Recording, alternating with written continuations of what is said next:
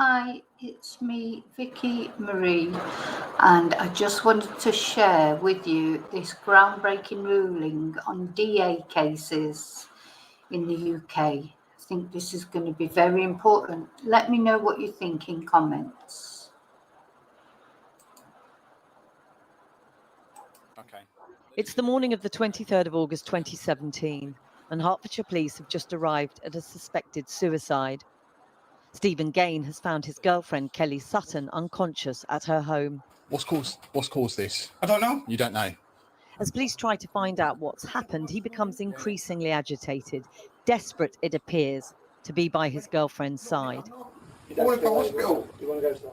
But the portrayal of a distraught, worried partner belied the reality. The inquest jury were read a transcript of this conversation Gane had in a pub barely a month after Kellie had died, the friend recording it to help the police investigation. She's dead. Who's dead? Who? She's brown bread. Who? Kel.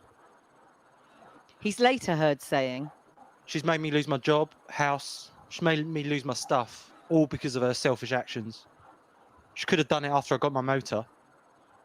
Gane had subjected Kellie to months of violent abuse. He headbutted her, threw her across the room. She started having to wear makeup to cover the bruises. He was eventually convicted and jailed after she died for controlling and coercive behaviour in a landmark court case. But for Kellie's family, justice was still not done. That, the family hope, changes today. In an unprecedented inquest conclusion, Kellie was found to have been unlawfully killed, even though she took her own life, linking the domestic abuse directly to her suicide. It's what Kellie's mum, Pam, says she has always known. Obviously, he wasn't charged with manslaughter or anything. So that kind of made me angry, because if she hadn't met him, she wouldn't have been in that mindset. She wouldn't have done what she did. So therefore, as far as I'm concerned, he's responsible. And I always got to think that way. Because until he came along, my daughter was happy. Pam hopes police and the Crown Prosecution Service will now look at reopening the case against Gane so he can properly pay for what he's done. She was very happy.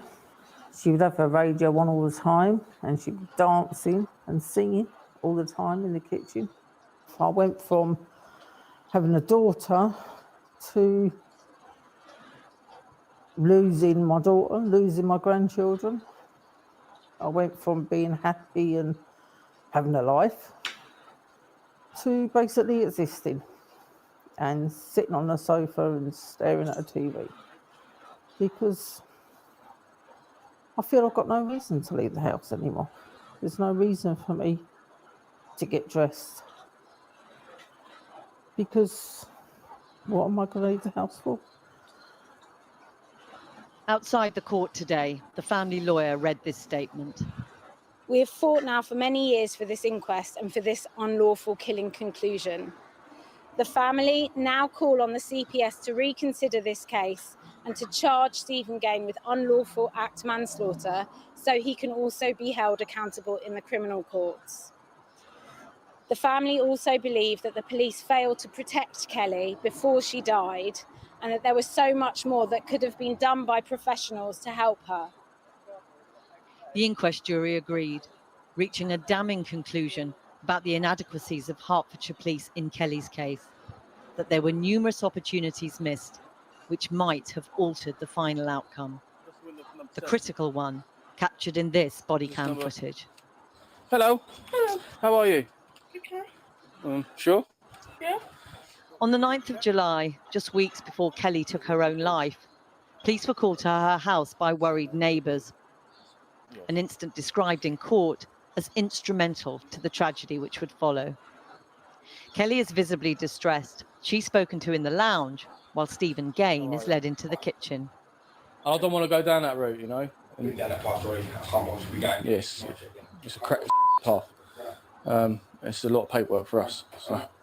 He says he wants to stay here to talk to her, and then he'll go. We're not going to be called back here. Seems quite reasonable. Seems quite reasonable to me. The officers leave without checking on the welfare of Kellie's children or speaking to the neighbours around 30 minutes after arriving. Kellie told a police officer that day she was very frightened of Gane, who she said was a very angry person.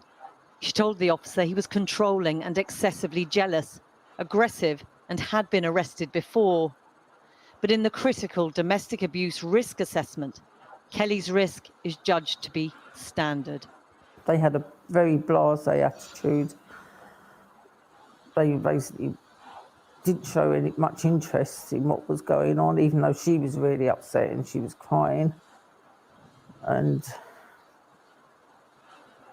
they just wanted to go and do a real job. As far as I was concerned, it wasn't a real job. Today, the force, which failed her and her daughter so badly, apologised. Pam says an apology she's waited 6 years for. Okay, I'm going to stop it there. So just let me know your comments. I haven't even been able to comment on it because I'm just really, really angry. Anyway, remember to always live and love very wisely, and I'll see you soon in the next video. Until then, may your God always go with you.